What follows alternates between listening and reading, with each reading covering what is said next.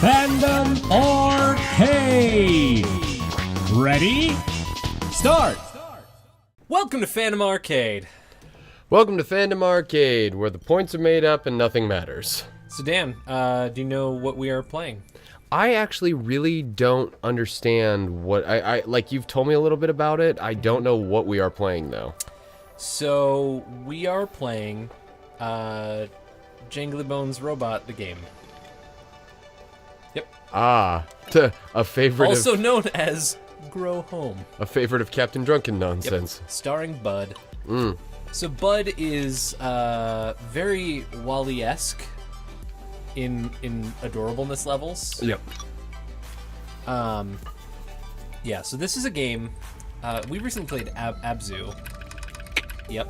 And a while back, I had seen a trailer for this game. Uh-huh. And I was really excited. And when I picked up Abzu for our last play session, it showed up as one of the recommendations. And so I bought it. But I inadvertently bought the sequel instead of Grow Home. I got Grow Up. So now we own both, and we will be playing both. This is Bud. I'm liking the grooviness so far. Really beautiful, simple art style. I don't know if I get control over him yet. No, I don't. There we go. Little Jangle Bones robot. He moves around weird. My internal power's low. Oh no. Oh, Uh-oh. and of course, as always, we were gonna do this episode topless, but Yeah. as you know, today was Fist Day. Yeah, today was Fist Day. I don't know what's going on with my legs. They're a little weird. I think I was hovering for a second. I think you've had one too many. Yeah, he moves weird. But my power's low. Oh! Look, I got a... Or the dilithium crystal, grab it with the elbow. You're moving almost like a marionette. Yeah, I am a little bit. Well, part of this is that as you move through the game, you kind of climb and do things, but you use different buttons for your hands there, and gotta climb on. Yeah, so each hand is independently controlled. Oh, gotcha. And speaking of controls, it just got a little wonky there. Little cattywampus. Yeah, but I'm literally climbing up using the LNR keys. You know, I have to say. Almost fell there. You remember we were playing Abzu the other day? Yes. As I'm looking up How right could I forget? Yeah. Can you control the camera and toggle up towards the sky? What the shit? I can. Like Would I said, you please? Jangly Bones robot. More. Yeah. Up. Yep. More floaty. There we go. I was gonna say. Floaty sky Yeah, stuff. this is kind of a continuation. It's sort of a spiritual successor. That is in our trilogy of things up in the sky games. Yep. That is actually one of the other reasons why I wanted to be sure to play this. Oh, really? Is because when we played Abzu, Things up in the sky. yeah, we saw a bunch of random stuff up in the sky. I'm just gonna walk around here. Yeah. We saw a bunch of weird floaty lands that we didn't have access to. But in this game, that is literally the point of the game, is to go up. Okay, so if I were to describe this, we are playing Things Floating in the Sky 2, the Land Edition. Yes. Specifically, it is my responsibility to care for the giant star plant. This is entirely the kind of game you would choose. I know, right? Hang on to your Silent Hills, Dan. No, I mean, it's Evan time. No, I mean, don't get me wrong, I actually love these kind of games, and I love the design of this, but I could have, literally bet, I could, if I were writing the screenplay of how today would have worked out. I'm not sure if I can touch these. You would have come into the office and go, it's hey, Dan, we're going to play this game. What you do is you have a little bonsai tree, and you have to water it, and then you have to put it in the sun, and then at the end of the day, you take it inside. Anyway, it's a lot of fun. It's a little indie game that came out of this small studio, but it's called Bonsai Tree that you water and then put out in the sun, and at the end of the day, take back inside. Great game. Dan, you literally just described exactly the type of game I would want to play. See, this is No joke. Zero jokes. honestly, I would play that game too. That sounds really nice. Indie game developers, Bonsai Tree. Bonsai Tree. Our ideas to your brain. Have fun. Make it.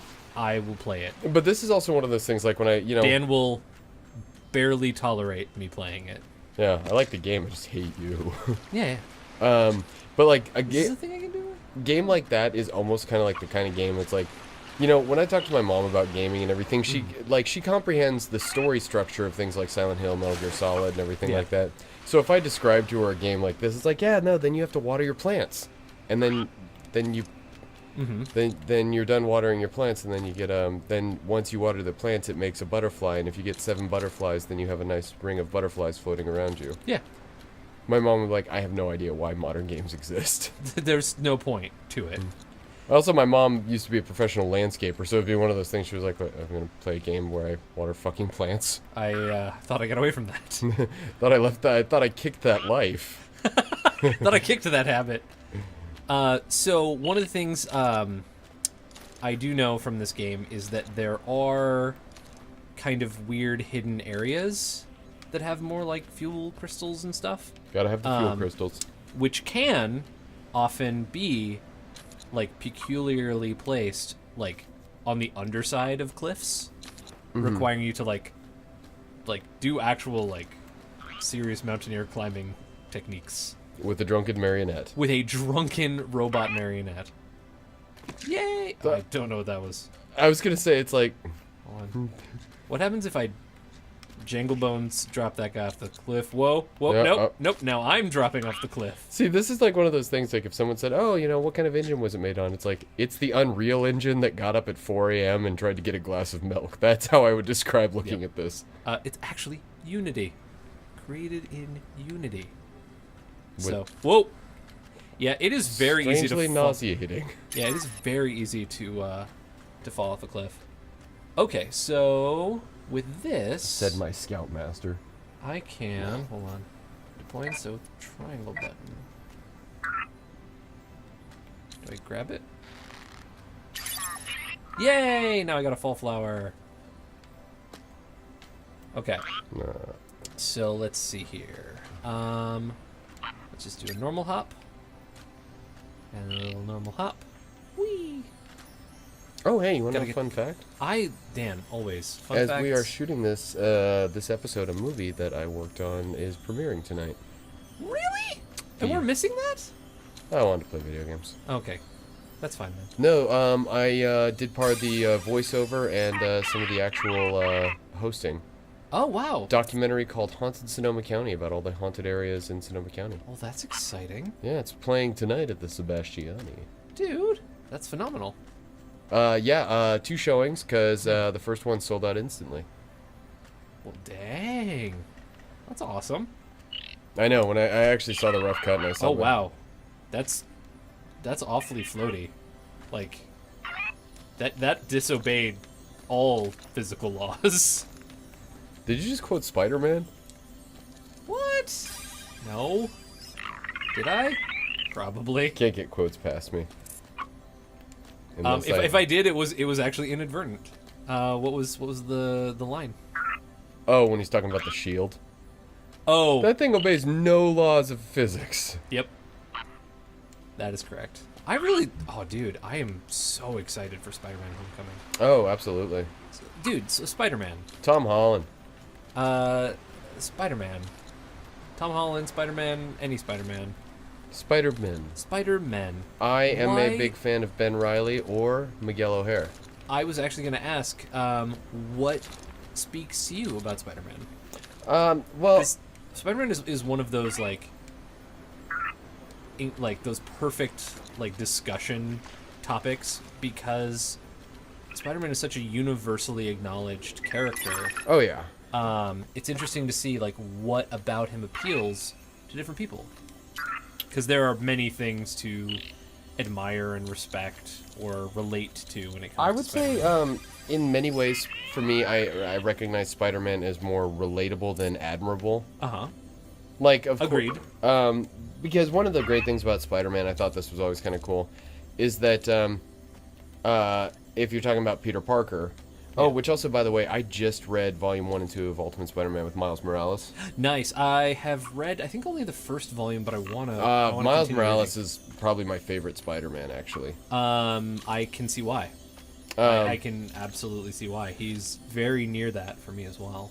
So the thing for me is that Peter Parker is, like, kind of this interesting example of, someone who's kind of a nerd their whole life and definitely kind of ran his mouth, when able to, which is, like, that's one of the things about Spider-Man is being out of people's reach, being up in the rafters or something and being able to run his mouth. Exactly. But what was interesting is that also Peter became kind of on many times his biggest weak point is hubris.